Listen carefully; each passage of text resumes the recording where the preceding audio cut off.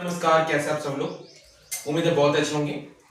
तो जो चैप्टर हम लोग देख रहे थे रासायनिक अभिक्रिया और समीकरण, आज का ये वीडियो यानी पार्ट 6 होने वाला है, रासायनिक समीकरण एवं अभिक्रिया। तो हम लोग इसके पहले 5 पार्ट्स देख चुके हैं, आज छठा पार्ट होने जा रहा है। तो आइए वीडियो को स्टार्ट करते हैं और चैप्टर को कंटिन्यू करते हैं। आज का टॉपिक में हम लोग जो पढ़ने वाले हैं उसका नाम है वियोजन अभिक्रिया। ठीक है, वियोजन अभिक्रिया के बारे में हम लोग जानने का प्रयास करेंगे। चलिए पढ़ते हैं क्या लिखा है। लिखा हुआ है कि ऐसी अभिक्रिया, क्या लिखा हुआ है, ऐसी अभिक्रिया जिसमें एकल अभिकारक टूटकर दो या दो से अधिक उत्पाद का निर्माण करते हैं उसे वियोजन अभिक्रिया कहते हैं। वियोजन अभिक्रिया किसे कहते हैं?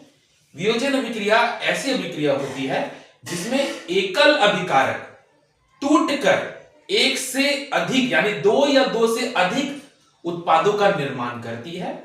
उस अभिक्रिया को हम लोग वियोजन अभिक्रिया के नाम से जानते हैं। आप देख रहे होंगे उदाहरण में कि यहां आपको एकल अभिकारक देखने को मिल रहा है और उत्पाद जो है दो से अधिक देखने को मिल रहा है। तो ये क्या है? ये एक प्रकार का कैसा अभिक्रिया हो गया? ये एक प्रकार का वियोजन अभिक्रिया हो गया। दूसरे एग्जांपल में भी आप देख रहे हैं कि यहां पर एकल अभिकारक देखने को मिल रहा है और उत्पाद जो है आपको दो देखने को मिल रहा है। तो ये भी आपका क्या हो गया? ये भी आपका वियोजन अभिक्रिया हो गया। इस एग्जांपल में भी देखिए, तीसरे एग्जांपल में भी देखिए, आपको एकल अभिकारक देखने को मिल रहा है और दो से अधिक उत्पाद देखने को मिल रहा है। तो ये भी आपका क्या हो गया? वियोजन अभिक्रिया हो गया। मतलब अभिकारक की संख्या आपकी कितना होनी चाहिए? एक होनी चाहिए और उत्पाद की संख्या दो या दो से अधिक होना चाहिए। तब उस प्रकार की अभिक्रिया को हम क्या कह देंगे? वियोजन अभिक्रिया कह देंगे। अब बाबू वियोजन अभिक्रिया के भी देखिए प्रकार होते हैं, जिसमें हम लोग 3 प्रकार के बारे में हम लोग पढ़ने वाले हैं। एक होता है उष्मीय वियोजन, एक होता है वैद्युत वियोजन, एक होता है प्रकाशीय वियोजन। तो तीनों को एक एक करके हम लोग देखेंगे। सबसे पहले देखेंगे हम लोग उष्मीय वियोजन। उष्मीय वियोजन क्या होता है कि उष्मा द्वारा होने वाले वियोजन अभिक्रिया को उष्मीय वियोजन कहते हैं। मतलब यहां वियोजन अभिक्रिया होगा, लेकिन किसकी सहायता से वियोजन अभिक्रिया होगा? उष्मा की सहायता से वियोजन अभिक्रिया होगा। जब उष्मा की सहायता से वियोजन अभिक्रिया होगा तब उसे हम उष्मीय वियोजन कहेंगे। तो आपको यहां दिख रहा होगा एग्जांपल में कि यहां तो वियोजन अभिक्रिया हो रहा है, यहां एकल अभिकारक है और दो से ज्यादा उत्पाद की संख्या है, यानी यहां तो वियोजन अभिक्रिया हुआ, लेकिन यहां किसकी सहायता से वियोजन अभिक्रिया हुआ? उष्मा की सहायता से वियोजन अभिक्रिया हुआ। तो इस प्रकार की वियोजन अभिक्रिया को हम लोग क्या कह देंगे? उष्मीय वियोजन कह देंगे। ठीक है, समझ आया? अब अगला टॉपिक के बारे में हम लोग बात करेंगे।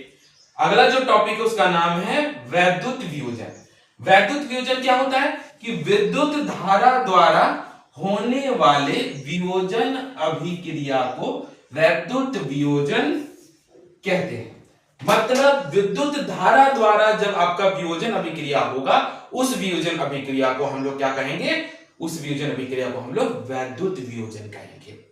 देखिए एग्जांपल में क्या लिखा हुआ है, यहां पर H2O है, यहां एकल अभिकारक है और यहां देखिए दो उत्पाद की संख्या है, यानी यहां तो वियोजन अभिक्रिया हुआ, लेकिन किसकी सहायता से यहां वियोजन अभिक्रिया हुआ? विद्युत धारा की सहायता से वियोजन अभिक्रिया हुआ। जब H2O में इलेक्ट्रिसिटी दिया गया, इलेक्ट्रिक करंट दिया गया, तब वो H2 और O2 मॉलिक्यूल्स में ब्रेक डाउन हो गया, यानी आपका यहां वियोजन अभिक्रिया हुआ, लेकिन किसकी सहायता से हुआ? विद्युत धारा की सहायता से हुआ। तो इस अभिक्रिया को हम लोग क्या कर देंगे? इस अभिक्रिया को हम कर देंगे वैद्युत वियोजन। ठीक है, नेक्स्ट अगला जो टॉपिक है उसका नाम है प्रकाशीय वियोजन।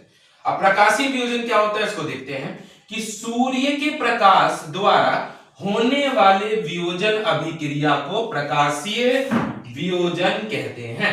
मतलब सूर्य के प्रकाश के द्वारा होने वाले जो वियोजन अभिक्रिया होगा, उस वियोजन अभिक्रिया को प्रकाशीय वियोजन के नाम से हम लोग जानेंगे। ठीक है, एग्जांपल से देखते हैं। आपको यहां देखने को मिल रहा होगा सिल्वर क्लोराइड, ठीक है, और यहां सिल्वर और क्लोरीन दिखने को मिल रहा होगा, यानी यहाँ एकल अभिकारक है और यहाँ पर उत्पाद की संख्या कितना है? 2। यहाँ सिंपल सा बात है कि वियोजन अभिक्रिया हुआ है, लेकिन किसकी सहायता से हुआ है? सूर्य के प्रकाश की सहायता से हुआ है। तो इस वियोजन अभिक्रिया को हम क्या कह देंगे? प्रकाशीय वियोजन कहेंगे। ठीक है, समझ में आ गया होगा। चलिए अब अगला जो टॉपिक्स होगा उसको अगले पार्ट में हम लोग देखने वाले हैं। तब तक के लिए धन्यवाद, नमस्कार।